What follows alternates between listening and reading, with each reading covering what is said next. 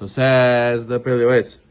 He says that a woman should make sure not to fight with her husband over finances. And if she makes regarding fine clothing, jewelry, other worldly pleasures, she should not seek to quarrel with him over this, even though he doesn't give it to her. This is a futility, and this is a vexation of the spirit, which means it's not going to be fruitful. It's not going to end well, and there's no point in doing it. It's better to have broken bread, but to have peace with it, than to have a whole loaf and with fighting. We know Kadosh Baruch Hu allows his name to be erased for Shalom Bayit. Therefore, we have to make sure to try to keep it as much as we can. And even if her husband is not so wealthy, or even if he's not so amazing and providing, nonetheless, she should try to push herself to go and make as much shalom as possible, right? And he says,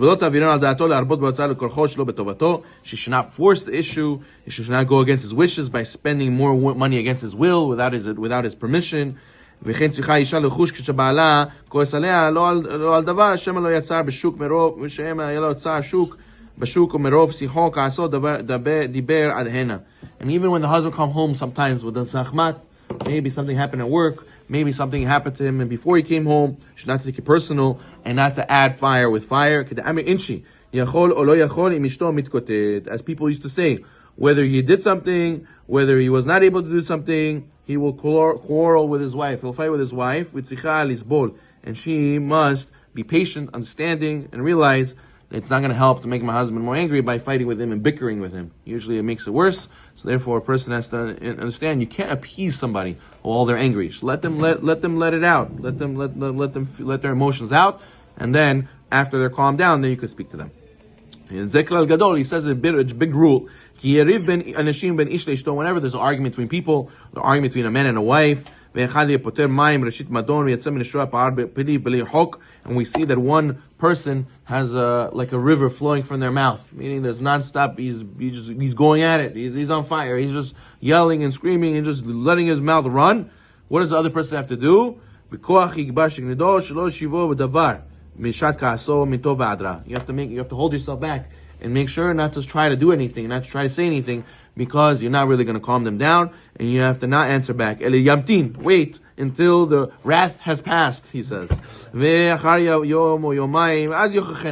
after a day or two, then you can rebuke him, then you can speak to them about what would happen with this level-headed and with peace in your tone. And then you can say, why did you do with this? What did we do wrong to you that we deserve this? And you say soft-spoken words like this, and then you'll have shalom, and this you'll have shalva, and you're able to have a proper conversation, adult conversation. But if you do it in the moment while he's angry, then it's not going to be able to accomplish anything. As we know, the Masechet Chulin says that Hashem is toleh eretz al blima, and Kadosh Baruch Hu, he suspends the earth on blima. Blima means nothingness. And the Gemara's Doresh, it's these people. Who does Hashem make the world stand on? And the Tzadikim. It's those who hold their mouth, muzzle themselves from saying something in a time of anger, in a time of provocation, provoking you, or provocation over there, when they want to say something, they're saying something nasty to you. That's where you hold yourself. You realize that Zechur will hold up the entire world. As the Pele Yoetz says, that even if a woman realizes that she's married to a wicked man, nonetheless, a person who's abusive, let's say, or he's a foul tongue, nonetheless, she should accept upon herself what was decreed in heaven, and she should stand strong and not waver in her suffering. Realize this is all tikkun and atonement for her soul, because her reward is waiting for an olam haba. And therefore, rather, she should focus on trying to better him and not Chas v'Shalom to fight him or to hate him, Chas v'Shalom to use the negative feelings against him. Rather, she has to realize that this is going to be a tikkun. And he says that a person should not make the relationship counterproductive where she goes and she makes him more angry, or she makes it that she reveals her problems to her family. A lot of people have shalom bayit where they reveal too many issues to their family members, right? He says, "La'avia, le'ima, la'achaya, shum davar mera'ata dehaka v'tzara." She should not reveal needlessly any aspects of her difficulties to her father, mother, brothers. What will she gain, says the Pele Yoetz? What do they gain by making them suffer as well? And now you kindle the fire in them, and they might say something, and they might go and add to the fire, and they might make something become a bigger fight than it is. A person has to know that a person has to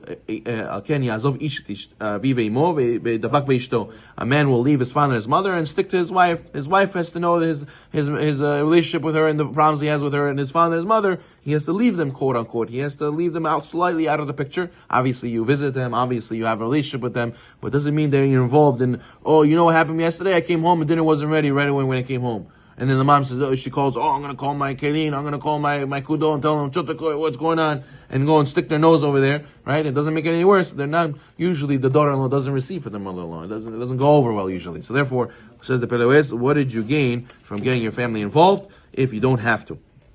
So therefore, he says the person has to think and apply his actions in a way where he doesn't cause more fire, he doesn't cause more damage. Rather, he has to be chacham and be wise in order that he should be able to continue and obviously, like we said, make the marriage grow spiritually and be productive, not counterproductive. Baruch Adonai Olam.